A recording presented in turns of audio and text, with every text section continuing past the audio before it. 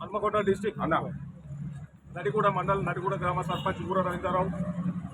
మేము వాస్తవానికి 2019 నుంచి 2024 మధ్యకాలంలో మేము సర్పంచ్గా ఎన్నికై ఇలా అంతముందున్న ఉద్యమ కాలంలో మేము అందరం ఉద్యమకారులమే.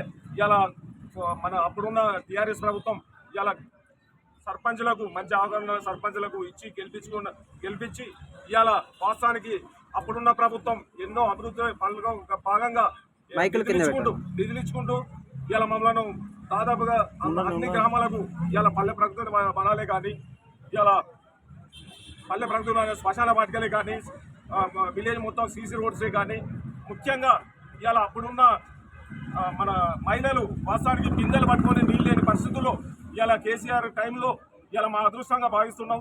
అప్పుడు మిషన్ నీళ్ళు తీసుకొచ్చి ఇంటికి నల్ల నీళ్లు ఇవ్వడం వల్ల ఇలా ఒక మేము గౌరవంగా అదైన ఇలా వాస్తవానికి మా తరుణంలో ఇలా స్కూళ్ళల్లో ఇలా మనూరు మడబడి పెట్టి ఇలా ఎన్నో అభివృద్ధి కార్యక్రమాలు చేసి ఇలా మేము వాస్తవానికి అప్పులు తెచ్చి పనులు చేసి ఇలా మా పేరు ఉంటారనే ఉద్దేశంతో అప్పుడున్న ప్రభుత్వం వాస్తవంగా స్పెషల్ ఆఫీసర్ని పెట్టి ఒత్తిడి తీసుకొచ్చి కూడా పనులు చేయించడం జరిగింది.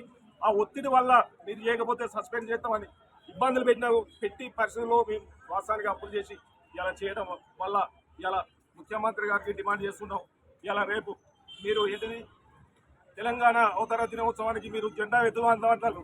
ఇవాళ మా నిరసన ఇలా మమ్మల్ని తీసుకొచ్చి అరెస్ట్ చేస్తే ఇలా ఒక తెలంగాణ అభివృద్ధి అనేది ఎట్లా అనుకుంటారు.